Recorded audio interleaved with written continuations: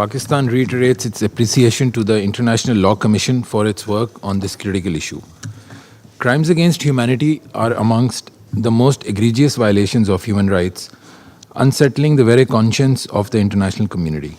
Even as we speak, such crimes are being committed in Palestine and in occupied Jammu and Kashmir. The world cannot afford to turn a blind eye to these grave injustices. Pakistan is deeply concerned about the ongoing cycle of occupation, oppression, and violence in Palestine.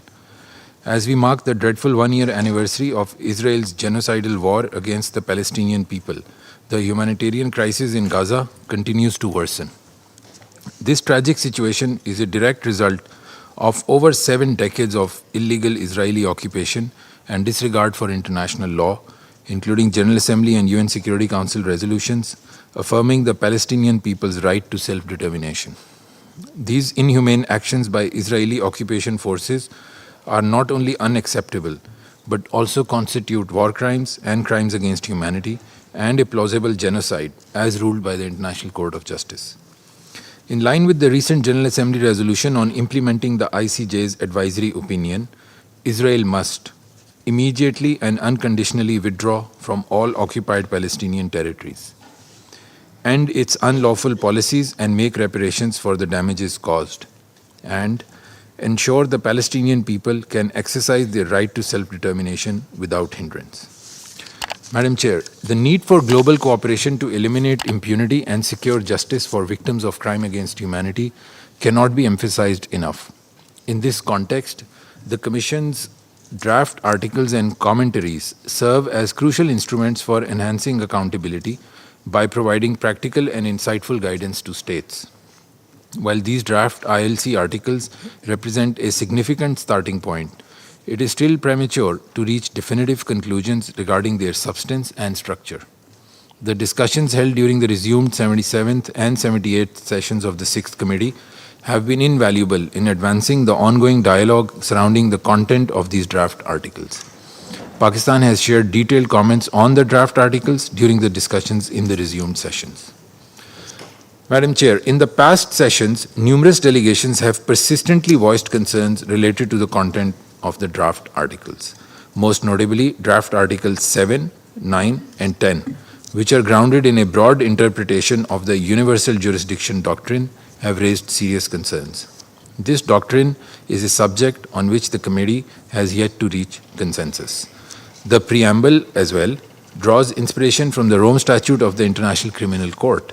It is essential to note that the Rome Statute lacks universal acceptance, so the direct references to it, particularly concerning the definition of crimes against humanity in Article 7, could undermine the universal acceptance of any potential future convention. Similarly, it is vital to ensure that the definitions outlined in the draft articles on the prevention and punishment of crimes against humanity, specifically for crimes such as enslavement, torture, and enforced disappearance, align with those enshrined in the corresponding UN conventions. We must exercise caution in preventing the introduction of new definitions that could lead to ambiguity and inconsistency in the interpretation of these terms.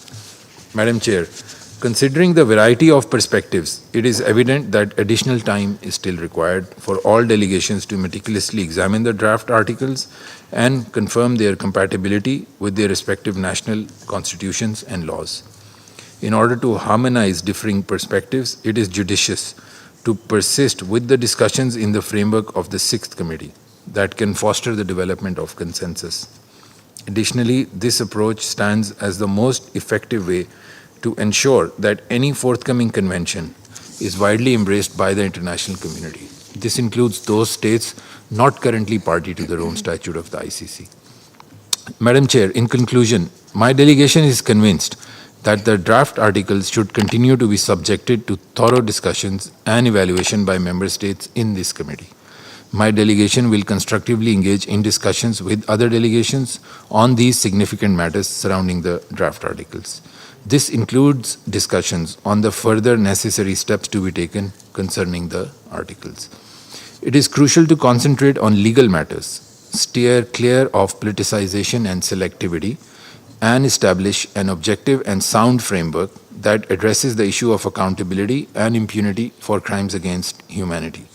All these efforts should strictly adhere to the principles and objectives of the UN Charter. I thank you very much.